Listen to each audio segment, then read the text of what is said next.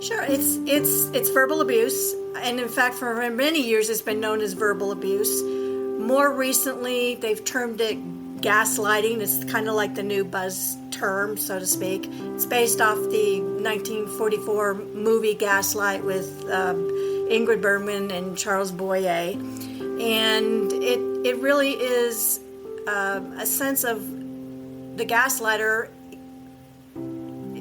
eliciting control over the other party.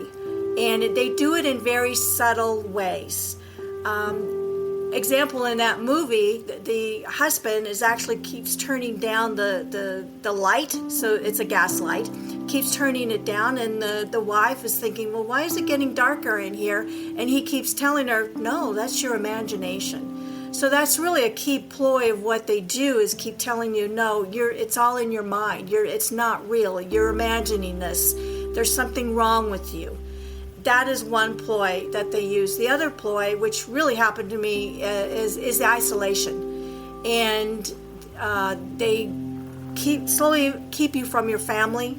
They keep you from your friends. You want to make new friends, and they always will find a way. It's like, no, you don't want to get involved with them. There's something wrong with them. They just kind of find ways to, deflect and just keep you isolated because they want that total control over you. Okay, everyone, welcome to Living the Next Chapter. I have another author with me. Imagine that, a podcast about authors, and I have an author guest. That makes sense. Deborah Griffiths is with me today. Deborah wrote a book, and she's here to share her journey. We have a mutual friend as well, Dominic Damaski. Hi, Dom. And Deborah's here with us today. Hi, Deborah. How are you? I'm well. Thank you so much, Dave, for having me on the show. I'm very honored to be here. Okay, so we chatted before we hit record, and this is your inaugural first podcast episode as a guest. Congratulations. It is. Thank you. Thank you for being my first. So during the podcast, please keep all arms and legs within the ride at all times. Okay. Stay seated during the entire podcast recording, just like on a roller coaster. So we're going to have some fun. Okay. Sounds great. Awesome. Oh, great. So I'm up here in St. Catharines, Ontario, Canada. I'm near Niagara Falls. Can you let everybody know where you are in the world?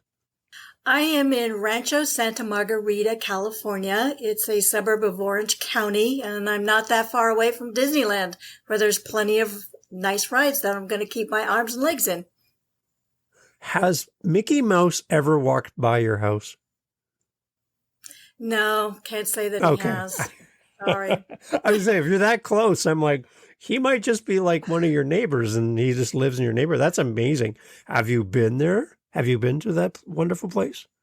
Oh, Disneyland many times. I'm a native Californian, so it's yes. As growing up as a child, it was almost an annual trek, and then as my kids grew, we would always go. And I think the last time, it's been a while.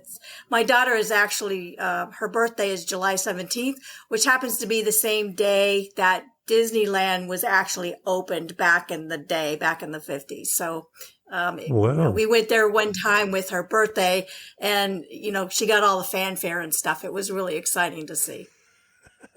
That's great. That's amazing. Okay, so you have written a book, and it's interesting because this is a topic I haven't talked to anyone about before. So I have lots of questions for you. And I'm really interested about the why behind writing a book, because that tells me a lot about the author. So why is this book important, and why did you write this? The topic of the book is on gaslighting. It's actually a fictional novel based on true life events. And it's important to me because I don't think enough people know about this. It is verbal abuse, which is a type of domestic violence. According to the Centers for Disease Control, about 46 million women and about 38 million men have admitted to being gaslighted. And it typically is involved in interpersonal relationships, which makes total sense. And I wanted to bring light to it. I wanted to show people what the red flags are and what to avoid in relationships. And if they're in a relationship, I want them to see that it is possible to leave and to rebuild your life successfully. And, and I want to empower others at the end of the day. That's my goal, is to bring attention to the matter, highlight the red flags, and empower people to make better choices and get out of those relationships and build a better life for themselves. Okay, so can we do like a base definition then of gaslighting? Because that's something that I have heard the term, but I'm not completely up to speed on exactly what this entails. Can you please break this down for me and for the listeners? Sure. It's verbal abuse. And in fact, for many years, it's been known as verbal abuse. More recently, they've termed it gaslighting. It's kind of like the new buzz term, so to speak. It's based off the 1944 movie Gaslight with Ingrid Bergman and Charles Boyer. And it really is a sense of the gaslighter eliciting control over the other party. And they do it in very subtle ways. Example, in that movie, the husband actually keeps turning down the light. So it's a gas light, keeps turning it down. And the wife is thinking, well, why is it getting darker in here? And he keeps telling her, no, that's your imagination. So that's really a key ploy of what they do, is keep telling you, no, it's all in your mind. It's not real. You're imagining this. There's something wrong with you. That is one ploy that they use. The other ploy, which really happened to me, is the isolation. And they slowly keep you from your family. They keep you from your friends. You want to make new friends, and they always will find a way. It's like, no, you don't want to get involved with them. There's something wrong with them. They just kind of find ways to, deflect and just keep you isolated, because they want that total control over you. Okay, so, that's interesting. Okay, so the person that is gaslighting the other person, that person that's actually doing the gaslighting, is looking for control. And that can come from many reasons, I guess. From maybe that person feels a lack of control in their own life.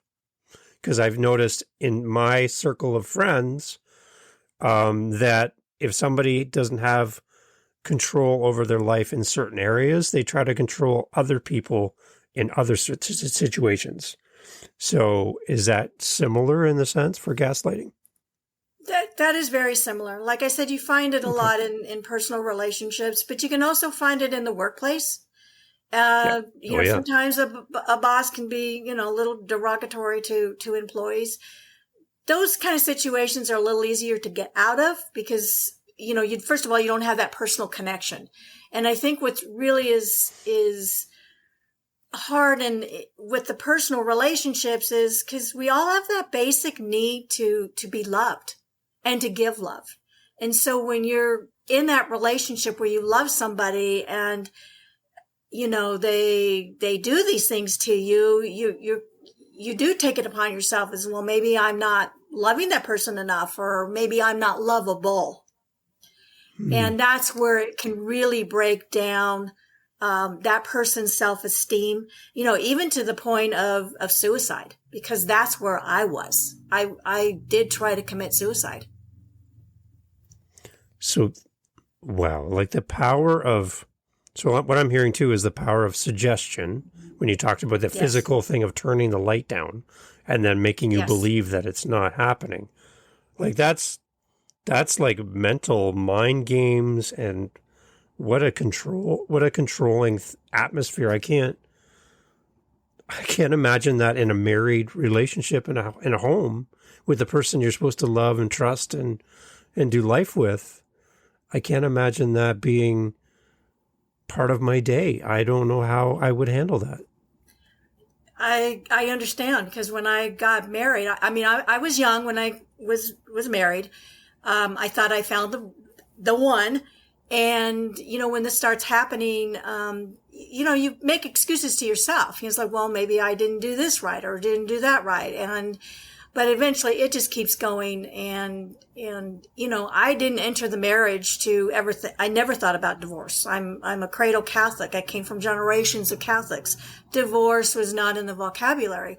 So even though I was young, I was always committed and believe, and I still do believe this. You marry, it's a sacrament. It's, it's from God. And, why would somebody who said they're Christian or, that they believe in God or that they have these certain values, they really don't at the end of the day, because why would anybody treat anybody like this? But again, it goes to, that person, and they're dealing, like you said, with some type of mental illness. A lot of times, gaslighters are narcissists. And that's another kind of newer term that's coming more into our vocabulary as we learn more and more about these things. So my whole point is to bring light to these issues, get people to have that conversation, and, get help. Whether you're the narcissist or you're the victim, there's help out there. So get the help and, rebuild your life, heal. And because at the end of the day, I still believe we need to be kind to each other. We need to treat each other with respect. I believe God put us here for a reason. And part of that is to be Christ-like in our daily activities. As hard as that walk is from time to time. Even when people are treating you poorly, yes, for sure, yes. Right? Yes. And that's a hard path to go down, because it's a little bit easier when people are treating you well to treat them well. So that's quite unique. So for the book, during the process of writing the book, this has got to be extremely personal for you, to be able to sit down and collect your thoughts and write this out for people.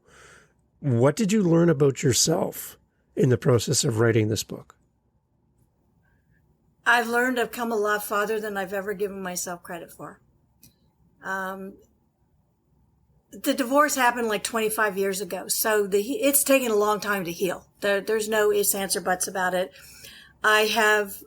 Every now and then I've gotten stuck, and when I know I'm stuck, I'm smart enough to go into therapy and work through those issues. But at the end of the day, finally writing it down, it is catharsis. It is healing. But I realized I've come a lot farther than I ever gave myself credit for. There's a couple of very painful chapters in the book, very painful incidents that happened. But, and in the past, I would have either avoided even dealing with it, thinking about it, talking about it. But I was able to get through it with hardly, maybe at most, my eyes watered, from remembering that difficulty. So it's not like I'm breaking down crying anymore. I've come a lot farther, and I need to give myself more credit for that, for how far I've come. So hence I found my voice. You did. I can see your confidence in stating that you have found your voice. What was your community and family like during these days when you were living under this, I would say, a cloud, really, suppression that you're living under? Did you have family members that were aware of what was happening? The community around you? Because you talk about isolation, and how did that all play out then? I really didn't have my family around. At one point in time, we moved back east, and so my family was still here in California. We had maybe a couple of visits, but I really wasn't allowed to even talk to my mom very much, or, hence any kind of visits. So it made it hard. And really, with the neighbors, I didn't have very much interaction with a lot of that. If I wanted to arrange like play dates with kids, because there's some neighbors, your kids are about the same age, it didn't happen. It didn't happen very much. I ended up realizing there was one neighbor I met when we were living back east that we're still friends, and I just kind of started keeping things quiet. I started not telling him I was doing certain things. Like if he had known I was seeing a psychiatrist even during the marriage, he would have flipped because he did not believe in that. So I started to learn not to say things. I don't like being that way. I don't like being secretive, especially to a husband, a spouse that I believe in being, open. But when you have to start being secretive yourself, because you kind of start sensing something's wrong, but you don't know what. But you still need some kind of other interaction. And, became friends with, like I said, a neighbor. And slowly one day after a session, I had actually called my mom and told her, I said, Mom, I'm not happy, but I don't know why. And so her words to me were, I had been praying years for this phone call. So they had sensed something going on, but they did not know the extent. My sister has read the rough draft of this book, and her words were, I'm so sorry that this happened to you. It now explains why we didn't have that interaction and communication all those years. So that's the extent of the isolation. And in those years, that gap years that you lived through, like those are important times for you as a mother, as a wife, as a spouse, in your community. That's when we connect and build our relationships that take us through our lives, right? So you missed out on creating those relationships in that environment. I did. I focused a lot on raising my kids. I have 3 kids, two boys and a girl. They're 10 years apart from the oldest to the youngest. But with, in those years, you do find, I got involved with like PTA just to kind of stay involved with the kids during school. So that gave me a little bit of interaction, but again, not a lot because I'm dealing with kids, not necessarily other adults. So, there were certain things that it was okay to do because, I wasn't really interacting with anybody, in my age group or even in my ex's age group. Another thing that just came to mind is there was an age gap between my oldest and my second child.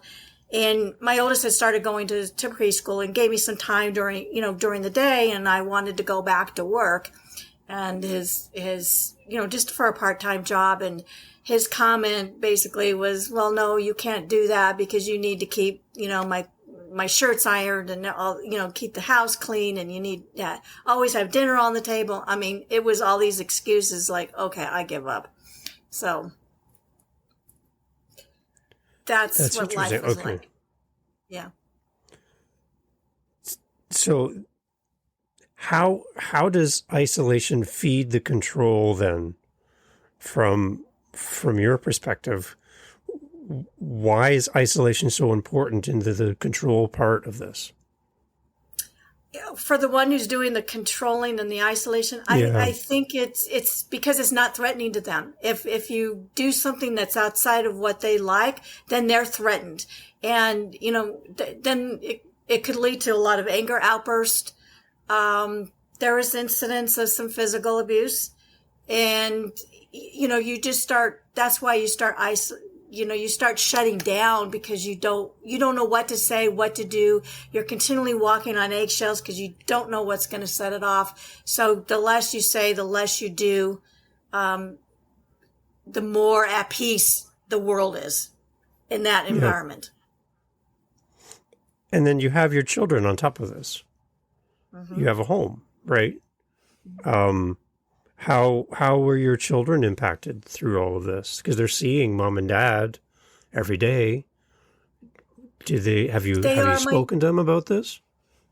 Oh, yes. My youngest was 4 when I actually left the marriage.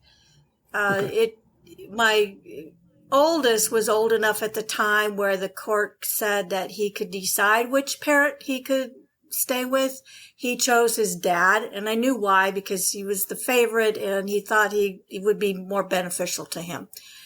So I had the other 2, and I hated the fact that it split the family, But I knew I needed to make that decision.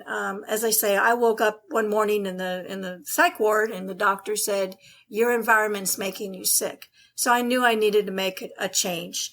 And I did not want to see my kids in that state. I wanted them to see that they had a strong, loving, confident mother. And third, I didn't want them to be victims of the abuse. Once I started realizing what was happening, I didn't want them to be victims, nor did I want them to learn to victimize others. So I left the marriage, with under those, causes, basically. And, but during the subsequent years with visitation and stuff, it still was kind of controlling. My oldest started becoming vulnerable to that controlling, the isolation, the verbal abuse. But when he left to go to college, he moved to the school. My ex then got married. He moved out of state. And granted, I was still living back east at the time, and where all my family and stuff was here in California. So I stayed back east because I still wanted to have that relationship with my oldest and have him have that relationship with his other two siblings as well. Mm-hmm. But when he went off to school, and then my ex married, moved out of the state, that's when I said, okay, it's time for me to move back to California where I have some support and I can help at least my other two get healthy and whole and, be productive adults. Okay. So that was my journey. Okay. Your book is it's not really it's not a memoir, right? It's a fiction, no. Right? It's fiction, right? Yeah. It's fiction. It just highlights on some of these incidents, and it entails another woman who, the main character meets in the park, and she suspects this woman is being abused, and so they go back. This Liz is the name, and she talks to Martha, who would be technically the main character, and she asks Martha questions and stuff about what she went through when she realizes that Martha had been in a domestic abuse environment, and just wants to know more about her life, her stories, because there's some tragedy that happens to Liz, the other character, on through the book. So. Okay, so I'm always interested to find out from authors if there's an author that inspires you, because I'm a musician, so I love to listen to music. When I find a great music or a great song or musician, then that makes me want to go play music. So is there an author that makes you want to go write? I'm going to go back to my high school years, and I won't say how many years that is. But I had a class, it was on Hemingway and Fitzgerald. And I really love those two authors, both because of the time era that they wrote their stories, number one. But number two, their writings, it's still relatable today. And they both struggled with their own personal demons, and yet were able to create these books, for generations that will enjoy them. Their writings, two different writing styles, but they're like Hemingway can be very simple in his writings, but very, very relatable. And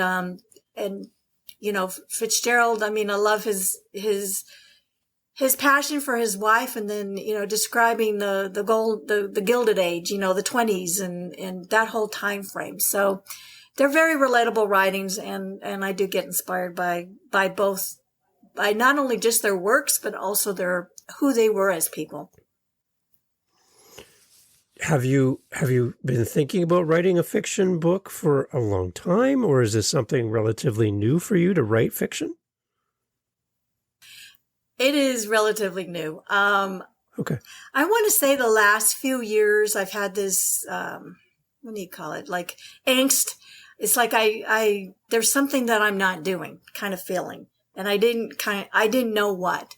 And recently kind of came across a couple of people that I've met that have recently wrote stories of their own. And I'm like, that's interesting.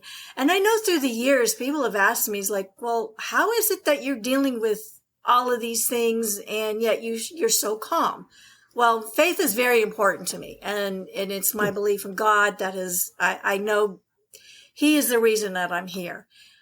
But it just started, 2 and 2 started going together. And it's like, well, I do have a story. And let me write about it. And so I did some research on writing styles and fiction, nonfiction, biography, and I kind of came up with this premise and went with it.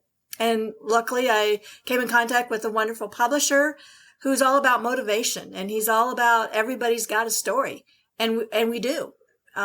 You'd be surprised, and I've started telling a little bit about what I'm doing on my social media. I've got Facebook and Instagram and LinkedIn.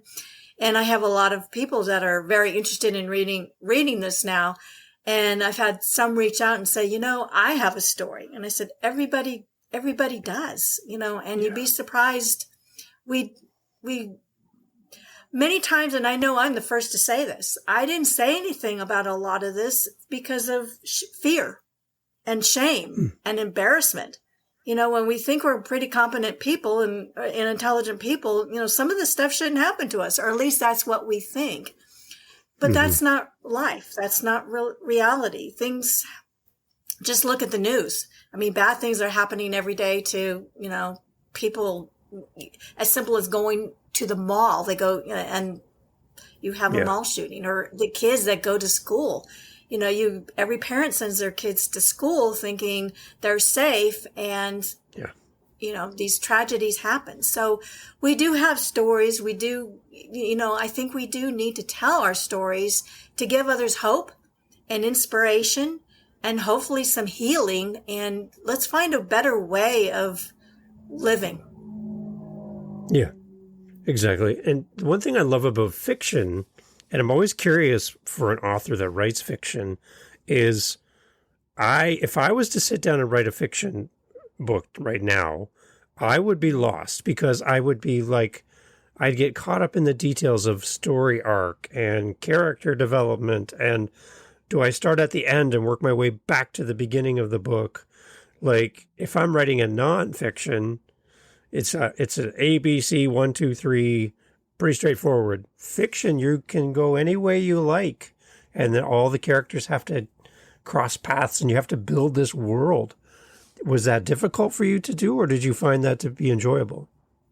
I actually found it kind of enjoyable, and again, really, it didn't take me that long to write this book. It's only about 5 weeks, and I feel like it was divine intervention in this.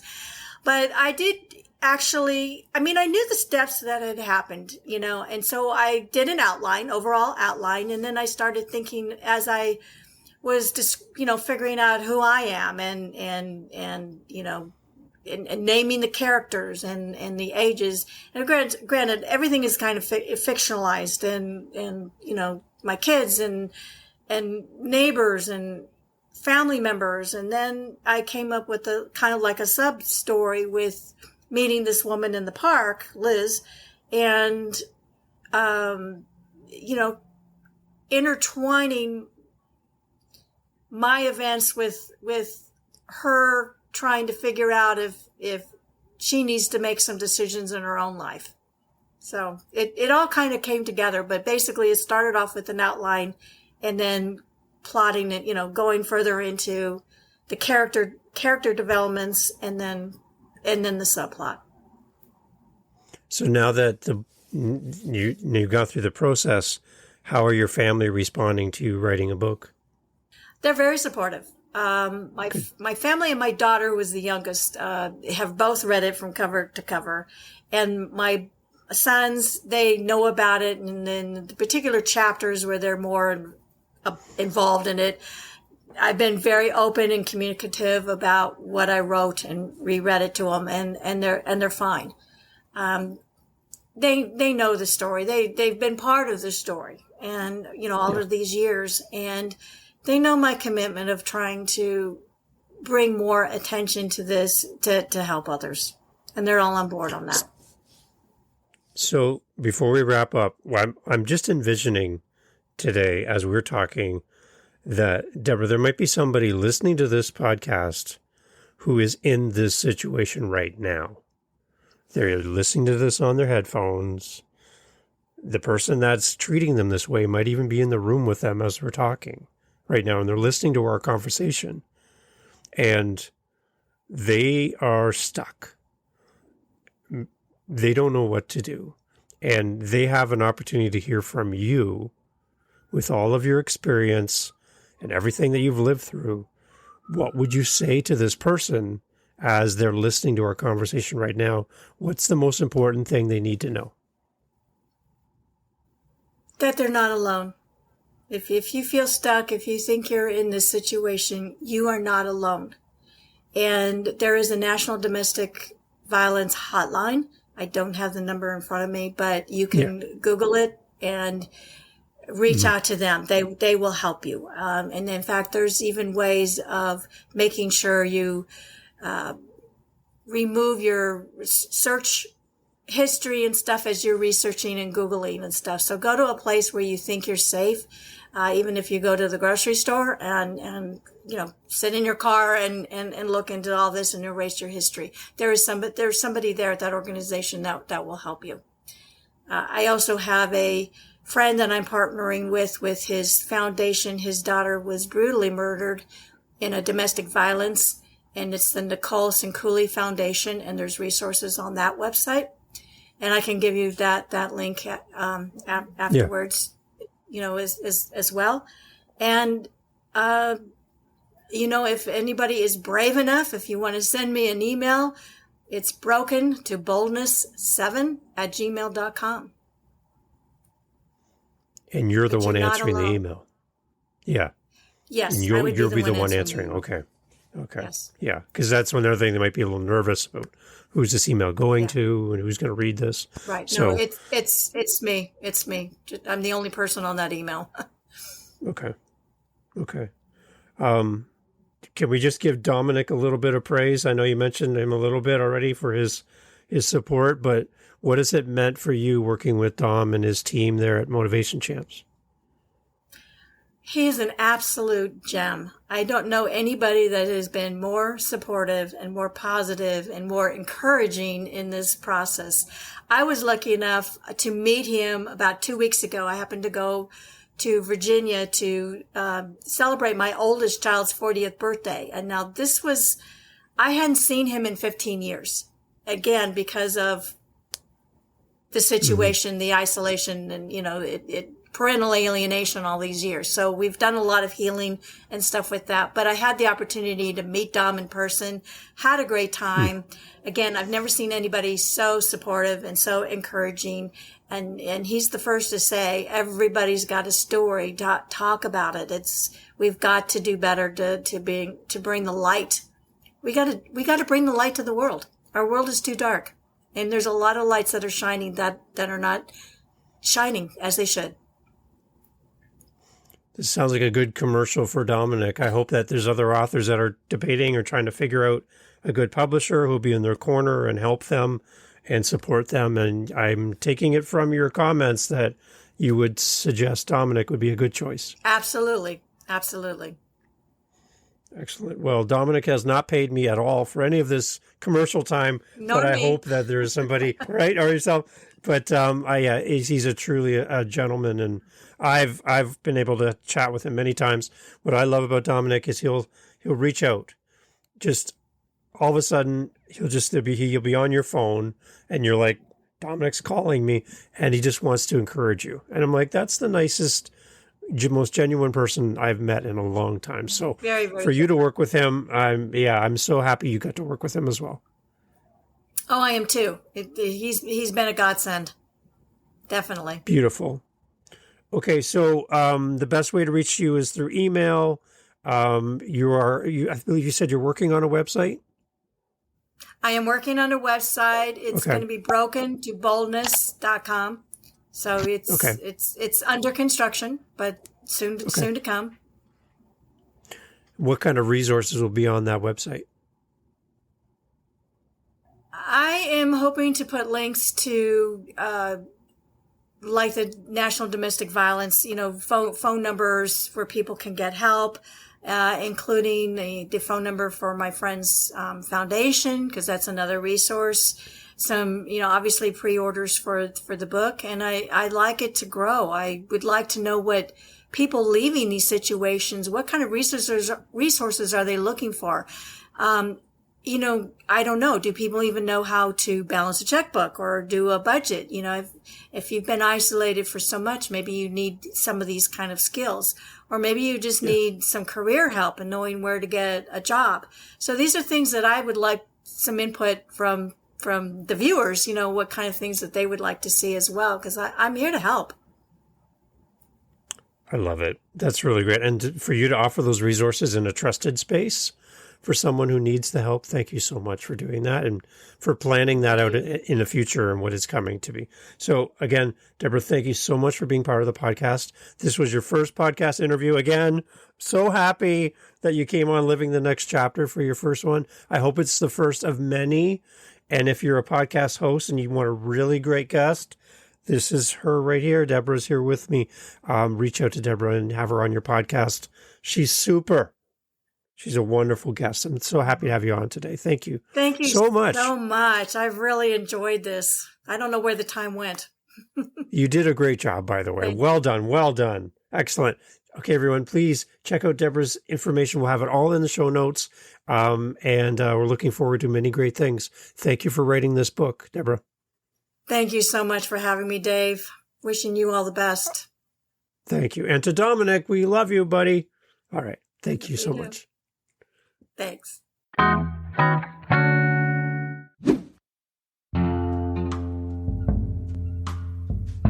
Hey guys, thank you for listening to the podcast. Jump over to livingthenextchapter.com, our website, and you will see a spot where you can leave a voice message. We'd love to hear your feedback. We'll try to make it as easy as possible to hear from you. So if you want your voice on this podcast, yes, that's possible. Go to livingthenextchapter.com. Click the little microphone icon, leave a voice message. We'll insert your message into the podcast. Tell us where you're listening from. Tell us your favorite guest. Maybe there's a guest we should have on the podcast. Maybe you should be our next guest. Leave us a message on livingthenextchapter.com. Again, thank you so much for listening. Please share this podcast episode with one person. That's all we're asking. Meet you over there at livingthenextchapter.com. Thank you for listening. Thank you for sharing. Love to hear from you. Until the next episode, it's coming up right away. Be sure you hit that subscribe button. Thank you for being part of Living the Next Chapter. Thank you for supporting our guests. Have a great day.